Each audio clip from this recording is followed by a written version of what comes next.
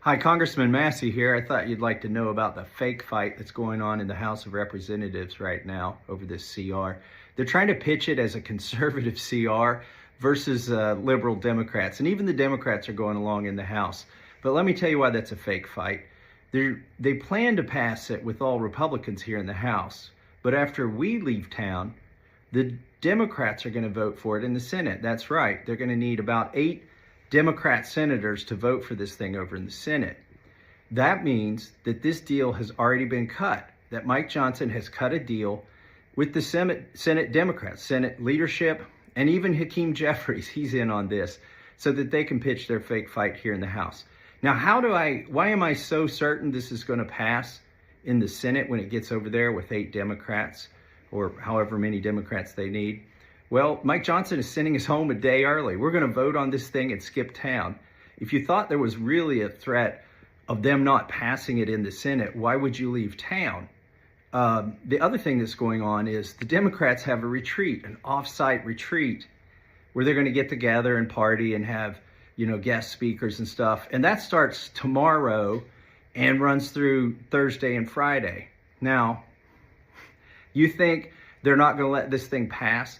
What would happen if, let's say, the Freedom Caucus decided to take the conservative stance on this CR and oppose it?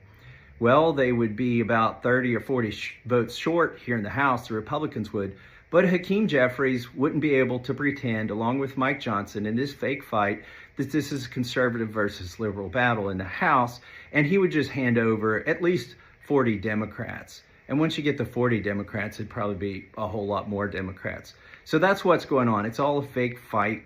You're going to find this out when it goes over to the Senate and you have Democrats in the Senate voting for it. Now, here's the other thing a lot of people aren't telling you about this bill. In the FRA, stands for Fiscal Responsibility Act. I'm not saying it was that responsible, but in the FRA that passed a couple years ago under Kevin McCarthy, the deal that was cut between myself and others on the Rules Committee was that if you will guarantee a 1% cut in spending on any CR that goes past April 30th and put that into law, use the sequester language and put that into law, then we would raise the debt limit or suspend the debt limit for a period of time. I voted for this because a 1% cut seemed like a wonderful thing if they would go and do a CR for a full year, which seemed like almost a certainty at some point in the next 2 years. Well, here we are under Mike Johnson, and we've got the 1-year CR that they're going to do. It's actually a 6-month CR because we're already 6 months into this, and it's going to go past April 30th. It should trigger the sequester. But guess what? Mike Johnson's folks and lawyers have said, we're just going to ignore that. We're going to treat this continuing resolution as 12 appropriations bills or an omnibus for the purposes of this sequester because it goes all the way to September 30th. In other words, they're saying this really isn't a CR for the purposes of that deal we cut 2 years ago. We're going to call this basically an omnibus in CR clothing, so we don't have to follow the law, the agreement that we did before.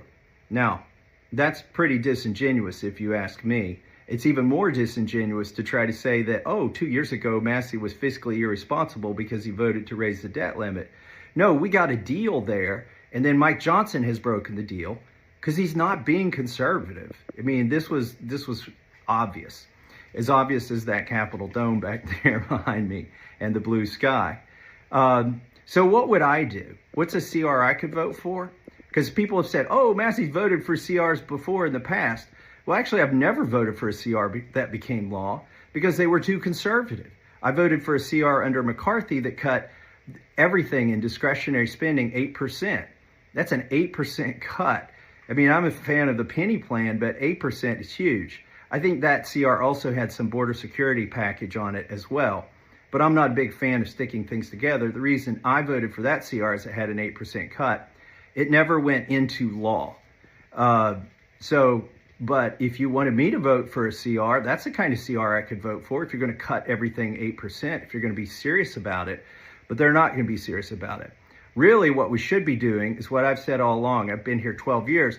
We should be doing 12 separate bills. That's kind of plain as day, if you ask me. And that way there's no threat of a shutdown. The reality is that the Democrats and Republicans love to have the threat of a shutdown.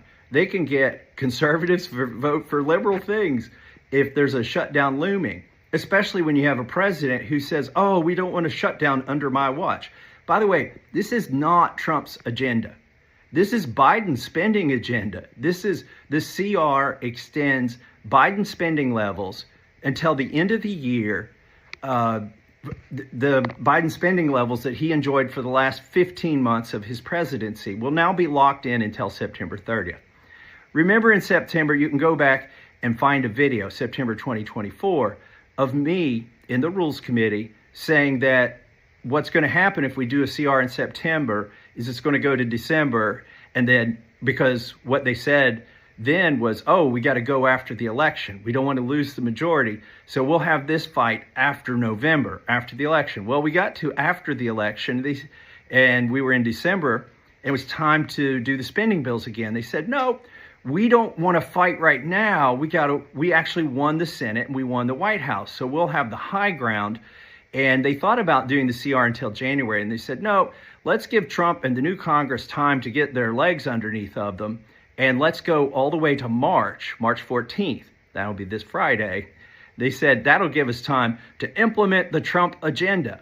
But here we are on March 14th. Remember, the first excuse was wait till after the election. The second excuse was wait until everybody's sworn in. And now the excuse now for doing a CR is, oh, we don't have time. We don't have time to do the right thing. We don't want the fight now. We'll do a fight in September of 2025. Well, guess what, folks? The closer you get to the next election, the less spine these people have. And if you think they have little spine now, the spine will be non-existent. I don't see the fight coming. I hope there is a fight to cut spending. I just don't see it. And we're our own worst enemy here in the Republican Party. So what should you do? Do an across-the-board cut. You should honor the 1% cut that's in law that Mike Johnson is going around. He's violating at least the spirit of the law and maybe even the letter of the law by ignoring the 1% cut. And we should also lock in the Doge cuts. Why are we going to fund all of the waste, fraud, and abuse that Doge found? Why are we going to copy, paste that budget? I thought we were going to get rid of that stuff. Well, it seems like we're not.